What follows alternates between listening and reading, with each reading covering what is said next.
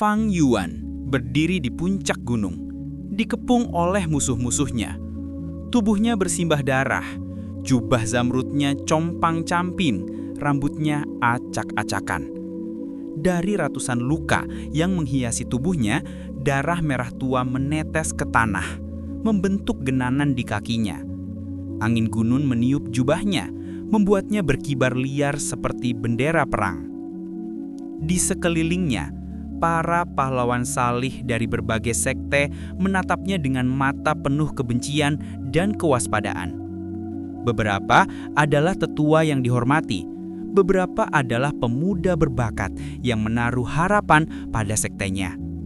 Semua mengepung Fang Yuan dengan rapat.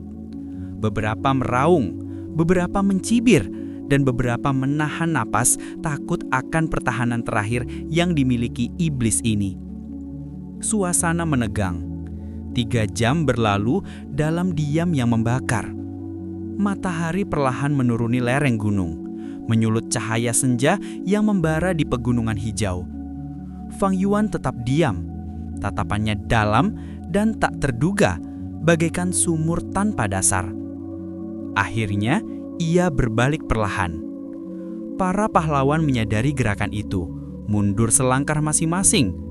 Di bawah cahaya senja, darah yang menutupi bebatuan di kakinya tampak semakin pekat. Wajah Fang Yuan yang pucat tiba-tiba bersinar, seolah menentang kematian yang menantinya. Ia terkekeh pelan, suara yang terdengar lembut namun penuh keyakinan. Pegunungan hijau dan matahari terbenam, bulan musim gugur, dan angin musim semi, benar dan salah, sukses dan gagal, semuanya lenyap. Kenangan masa lalunya di bumi terlintas di matanya.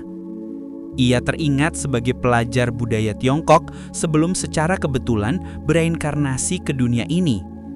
300 tahun pengembaraan, lebih dari 200 tahun menjelajah dunia, 500 tahun waktu yang telah ia lalui.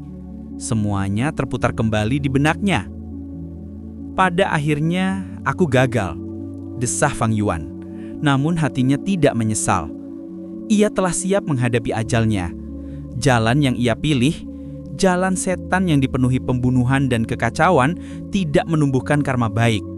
Seluruh dunia menjadi musuhnya, namun ia tetap melangkah dengan sombong.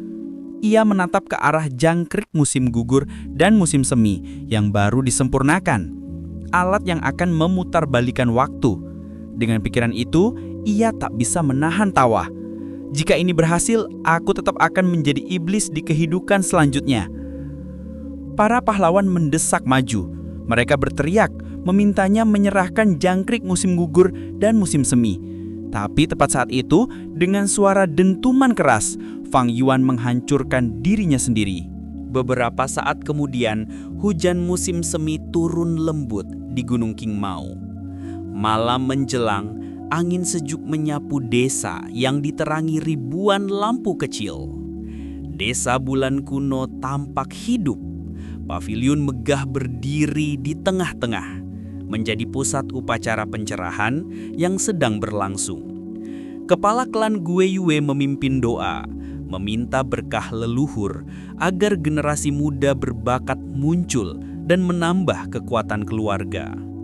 Para tetua mengikuti dengan hikmat, kemudian perlahan berdiskusi tentang bakat luar biasa para pemuda yang akan ikut dalam upacara besok. Dalam pembicaraan mereka, nama Fang Yuan muncul. Keturunan Fang yang satu ini yang berbicara pada usia 3 bulan dan bisa membaca serta menulis puisi di usia 5 tahun disebut sebagai kandidat berbakat paling menonjol. Kepala klan tersenyum tipis, menyadari bahwa pemuda ini mungkin akan menyaingi Bai Ningbing, jenius muda dari keluarga Bai yang telah membuat para tetua lain merasa tertekan. Malam itu, kepala klan menatap desa yang diterangi lampu. Angin dan hujan menampar wajahnya. Di tempat lain, di dekat jendela paviliun, Fang Yuan berdiri.